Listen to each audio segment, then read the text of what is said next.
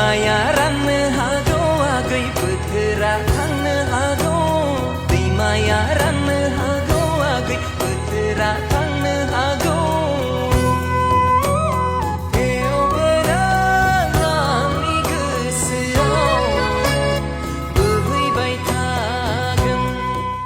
Hello everyone, खुलुमबाय आरो नोंथांमोनखौ बयखौबो गिबियावनो एबाउट बड' सेलिब्रिटिस इउटुब चेनेलावहाय बरायग्रोनानै लाग्रोनाय जाबाय लोगोफोर। स' लोगोफोर नोंथांमोननि गेजेराव फैदों आं दायो गोदान मोनसे आपडेट भिडिअ लानानै। ओरैनोथ' नोंथांमोना बे भिडिअनि टाइटेल थाम्बनेल आरो इन्ट्र'खौ नायनानै एसेबाबो मिथिखाबाय जानांगौ नङा होमबा लोगोफोर। स' आबुङै मिथिनो थाखाय नोंथांमोना भिडिअखौहाय जोबजासिम नायलांबाय थादो लोगोफोर। स' लोगोफोर दायो जाखांफुनाय मेथाइ रोजाबगिरि 𝐃𝐢𝐬𝐜𝐚 ब्रह्म बिथाङा गावनि ससियेल मिडिया एकाउन्ट जेरै फेसबुक आरो इन्स्टाग्रामनि स्ट'रियाव मोनसे पस्ट शेयार खालामदों लोगोफोर, जेराव बिथाङा फोरमायदों गावनिनो रोजाबनायाव दोंसे बैसागु मेथाइ फैनो थांगासिनो लोगोफोर आरो बिथांनि बे आपकामिं अफिसियेल बैसागु मिउजिक भिडिअनि मुं एबा टाइटेलानो जाहैबाय गोसो दंब्ला बुंनानै लाखा पार्ट 4। ओमफ्राय लोगोफोर 𝐃𝐢𝐬𝐜𝐚 ब्रह्म बिथांनिनो रोजाबनायाव ओंखारनाय गोसो दंब्ला बुंना लाखा पार्ट 1, पार्ट 2 आरो पार्ट 3 खौथ' रायजो राजाया गोबाङानो अनसायदों आरो मोजां मोनदों। स' लोगोफोर बेबादिनो 𝐃𝐢𝐬𝐜 ब्रह्म बिथाङा बिथांनि रोजाबनायाव गोदानै फैनो गोनां गोसो दंब्ला बुंना लाखा पार्ट 4 खौबो गासै रायजो राजानिफ्राय अनसायनाय मोनगोनखौ मिजिंथिदों। ओमफ्राय लोगोफोर बे गोदानै फैनो गोनां गोसो दंब्ला बुंना लाखा पार्ट 4 आव जों सोरखौ फाव खालामनायखौ नुनो मोनगोन होनोब्ला स' लोगोफोर बे आपकामिं अफिसियेल बर' मिउजिक भिडिअआव गाहाय फावखुंग्रि महरै फाव खालामगोन 𝐃𝐢𝐬𝐜 मुसाहारि आरो गाहाय फावखुंगुर महरै फाव खालामगोन 𝐿 चैनारि बिथां